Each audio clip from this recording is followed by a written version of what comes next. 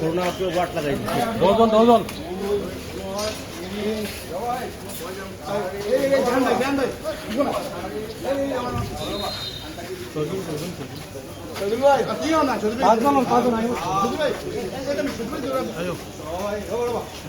পাটাৰকান্দি দুজন under as ল'ৰা দুজনৰ লগত কিন্তু মব ভাইলেঞ্চ কৰা হৈছিলে।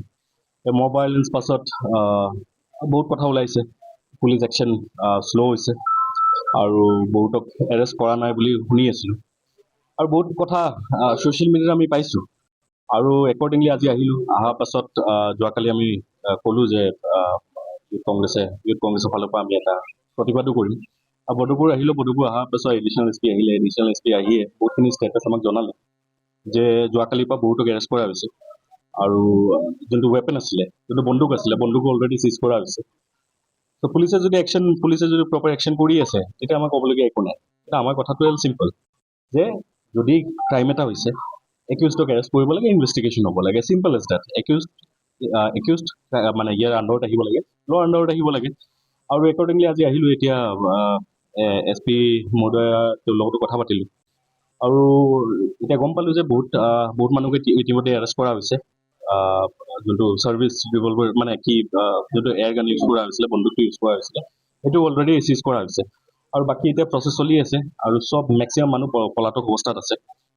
ত' বাকী চাওক এতিয়া কি হয়।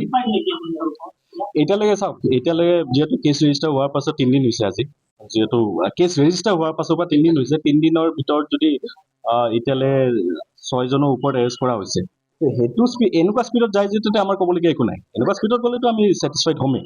কিন্তু আমাৰ কথাটো হ'ল এজনো বাদ পৰিব নালাগে। ভিডিঅ'ত থকা এজন মানুহ এৰেষ্ট হ'ব লাগে, এজনো বাদ পৰিব নালাগে, কাৰণ এইটো এটা মেছেজ যাব লাগে। কাৰণ ইয়াতে কোনো কাষ্ট কমিউনিটিৰ কথা নাই, কথা চিম্পল যে মব ভাইলেঞ্চ ডেম'ক্ৰেচিত কোনো স্থান নাই আৰু এইটোৱে প্ৰুফ হ'ব লাগে এবাৰ, আৰু এইটো এটা এক্সাম্পল ছেট হ'ব লাগে। চাওক, জাষ্ট একমাহ হৈছে, মই এতিয়াতে জাষ্ট বিৰোধী বুলিয়ে যে ক'ব লাগিব বুলি নকওঁ। মই সদায় মানে পইণ্ট টু পইণ্ট কথাবোৰ কওঁ। যেতিয়া ইনচিডেণ্ট হ'ব এই ইনচিডেণ্ট বিষয়ে কথাবোৰ কওঁ। এতিয়া যোনটো ইনচিডেণ্টৰ কথা পাতিব আহিছোঁ, অকল এইটো কথাই মই পাতিম বুলি ভাল পাওঁ। চাওক, কোনে কি কৰিছে এইবিলাক চাই লাভ নাই, চবেই নিজৰ কাম কৰি গ'লে হ'ল। এজ এ চিটিজেন চবৰে দায়িত্ব, আমি এজন মানুহৰ দায়িত্ব, এইটো অকল পলিটিকেল মানুহৰ দায়িত্ব নহয়। এজন চিটিজেন পুৰা বৰাক বুলি ক'ব গ'লে, স্পেচিয়েলি বৰাক বুলি এজন মানুহৰ দায়িত্ব যে এনেকুৱা ইনচিডেণ্ট হ'লে আমি কণ্ডেম কৰিব লাগে, এনেকুৱা ইনচিডেণ্ট হ'লে আমি ভিক্টিমৰ লগত থাকিব লাগে। ত' এইটো অকল ৰাজনীতিবিদৰ কথা নহয়, এটা চব মানুহৰে দায়িত্ব হয় যে আমি একেলগে মিলি আমি এইটো প্ৰটেষ্ট কৰিব লাগে আৰু কণ্ডেম কৰিব লাগে।